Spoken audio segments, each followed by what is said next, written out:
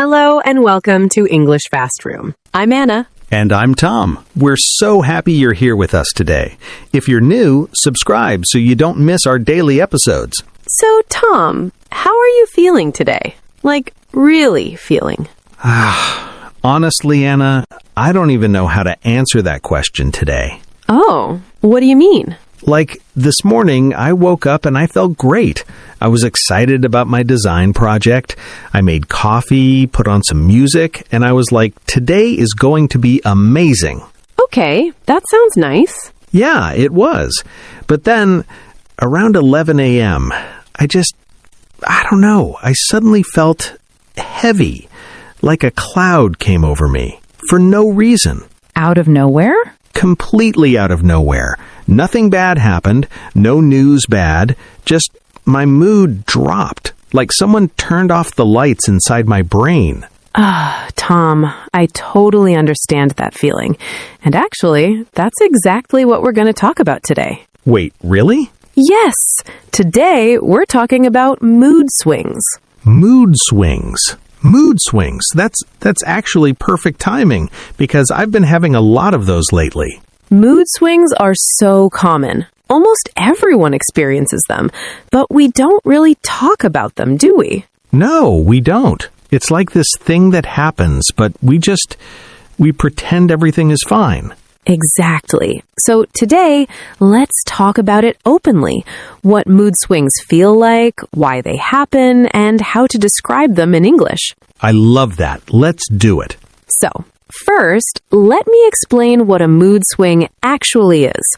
A mood swing is when your emotions change quickly, sometimes for no clear reason. You feel happy, then suddenly you feel sad. Or you feel calm, then suddenly you feel irritated. Like an emotional roller coaster. Yes, emotional roller coaster. That's a great expression.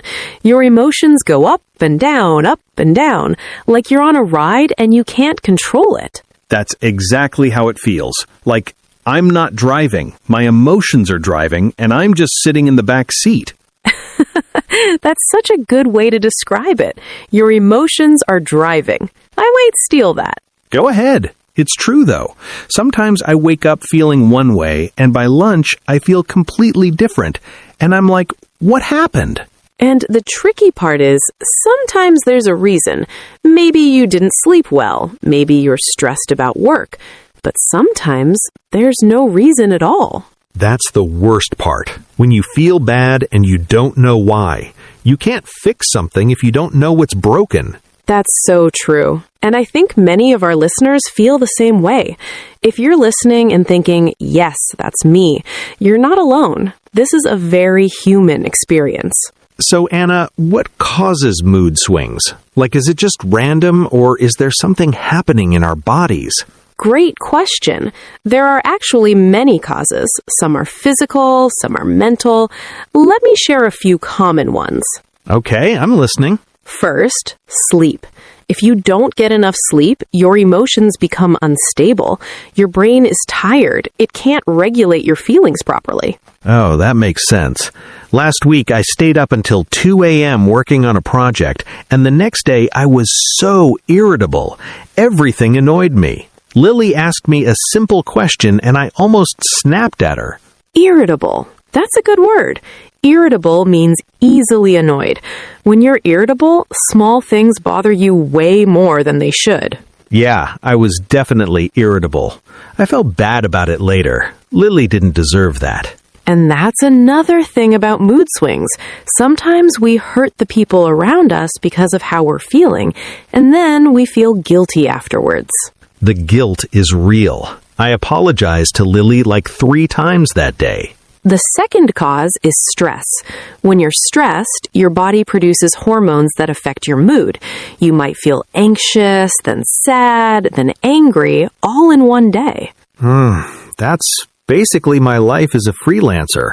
Some days I have too much work, some days I have no work. My stress levels are all over the place. All over the place. That's a useful phrase. It means unstable, unpredictable, changing constantly. My stress is all over the place, my mood is all over the place, my sleep schedule is all over the place, Everything is all over the place. Welcome to adult life, Tom. Seriously, though, being an adult is hard. Nobody warns you about this. The third cause is what you eat and drink. If you skip meals, your blood sugar drops. That can make you feel tired, cranky, or even a little depressed. Cranky, like a baby who needs a nap. Exactly. Cranky means bad-tempered, easily upset. When babies are hungry or tired, they get cranky. But adults get cranky too. We just hide it better. Some of us don't hide it that well. I get so cranky when I'm hungry. Lily calls it being hangry. Hangry. Hungry plus angry. That's such a common experience. Your body needs fuel, and when it doesn't get it, your mood suffers. I need to set reminders to eat. Sometimes I get so focused on work that I forget to have lunch, and then by 4 p.m., I'm a completely different person.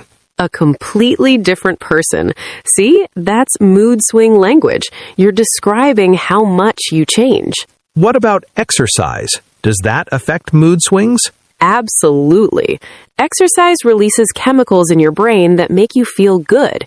If you don't move your body, those chemicals don't get released.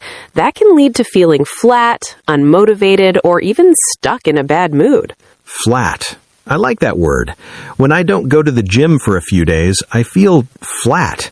Not sad exactly, just empty, like there's no energy inside me. That's such a good description. Flat means no strong emotions, no highs or lows, just nothing. It's like your emotional battery is at 5%. My emotional battery needs charging. I should go for a run. You should. Even a short walk can help.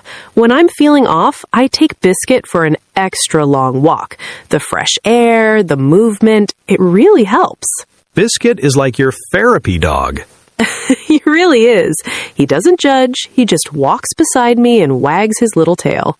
Okay, so we talked about causes: sleep, stress, food, exercise. But Anna, what do mood swings actually feel like? How do we describe them in English? Good question. Let me give you some useful phrases. Let's hear them. First, when your mood changes suddenly, you can say, "My mood shifted," or "My mood dropped." Shifted means it moved from one place to another. Dropped means it went down quickly. My mood shifted, my mood dropped. Got it. You can also say, "I felt fine, and then out of nowhere, I felt sad." Out of nowhere means suddenly, without warning. Out of nowhere. That's exactly what happened to me this morning. I was fine, and then out of nowhere, I just felt down. Down. Feeling down means feeling sad or low. It's a very natural way to say it. I'm feeling a bit down today. I'm feeling a bit down today. That sounds much better than I am experiencing negative emotions.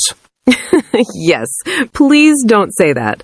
I'm feeling a bit down is much more natural. What about when your moods go up and down repeatedly?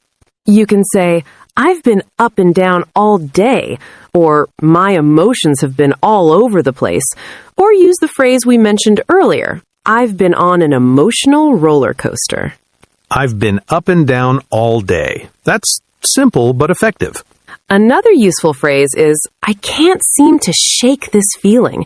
That means you're trying to feel better, but the bad feeling won't go away. It's sticking to you.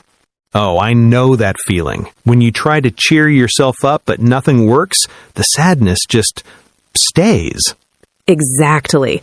And sometimes people might say, "Snap out of it." That means stop feeling this way. Change your mood. But honestly, that's not very helpful advice.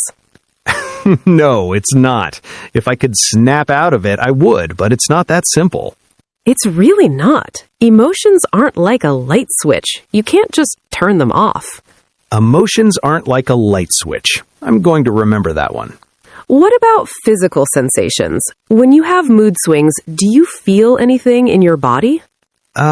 Actually, yes. When I suddenly feel down, I feel it here, in my chest, like something heavy is sitting on it, and my shoulders get tense. I kind of curl inward. That's so important to notice. Our emotions live in our bodies. When you're sad, your body responds. Heavy chest, tense shoulders, tight stomach. And when I'm anxious, my heart beats faster. My hands get a little sweaty. It's like my body knows something is wrong before my brain figures it out. Yes, your body often feels emotions before your mind can name them. That's why paying attention to physical sensations can help you understand your mood. That's actually really helpful. I never thought about it that way. So, listeners, next time you notice a mood change, pause and check your body. Where do you feel it? Your chest, your stomach, your shoulders? That awareness can help you manage the mood swing better. Tom, what do you do when you have a mood swing? Like, how do you deal with it? Honestly, I've learned to accept that mood swings are part of life. I don't fight them anymore. I just notice them. You notice them? Yes. I tell myself, okay, Anna, you're feeling irritable right now. That's okay. It will pass. Just naming the feeling helps me feel more in control. That's interesting. You don't try to fix it immediately? Not always. Sometimes I do things to help, like yoga, or calling my friend Maya, or cuddling with Biscuit. But sometimes I just let myself feel it. I don't judge myself for having emotions. That's really healthy. I think I put a lot of pressure on myself to be happy all the time. And when I'm not, I feel like something is wrong with me. You're not broken, Tom. You're human. Humans have emotions, all kinds of emotions. That's normal. Yeah, I need to remind myself of that. It's okay to not be okay. It's okay to not be okay. That's a powerful phrase, and it's true. So what should you not do when someone is having a mood swing? Great question. Don't say, just cheer up, or stop being so negative. That doesn't help. It just makes the person feel worse. Right. Have you tried being happy? Thanks, I'm cured. Exactly. Also, don't take it personally. If your friend or partner is having a mood swing, it's probably not about you. They're just going through something. That's good advice. Sometimes when Lily is quiet, I think, did I do something wrong? But usually she's just tired or stressed about work. Exactly. Give people space. Ask if they want to talk. And if they don't, just be there. Sometimes presence is enough. Presence is enough. I like that. You know what, Tom? I want to share something personal. Of course. Go ahead. A few months ago, I was having really bad mood swings. Like every day felt unpredictable. One morning, I was excited about teaching, and by afternoon, I just wanted to go home and hide under my blanket. Really? You always seem so put together. Thank you, but no, I'm human too. I had a lot going on. Work stress, some family stuff, and I wasn't sleeping well. It all added up. What did you do about it? I started keeping a mood journal. Every day, I would write down how I felt in the morning, afternoon, and evening. Just 1 or 2 sentences. And after a few weeks, I started seeing patterns. Patterns? Like what? Like, I noticed that my mood was always worse on Sundays.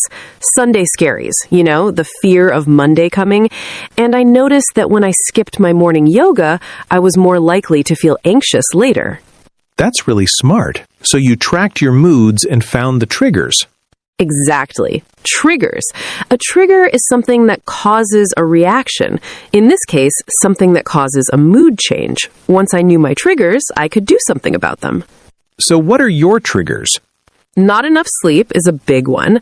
Also, too much coffee. I love coffee, but if I drink more than 2 cups, I get jittery and then crash later. And social media. If I spend too much time scrolling, I start comparing myself to others, and that makes me feel inadequate. Inadequate. That means not good enough. Yes, not good enough, not successful enough, not pretty enough. Social media is full of people showing their best moments, and it's easy to forget that it's not real life. I feel that. Sometimes I see other designers on Instagram posting amazing work, and I think, why can't I do that? What's wrong with me? And then I feel down for the rest of the day. That's such a common experience. Comparison is the thief of joy, as they say. Comparison is the thief of joy. I need that on a poster. Put it next to your Keep Calm poster. I will. So, Anna, besides the mood journal, what else helps you manage mood swings? A few things. First, I try to keep a routine.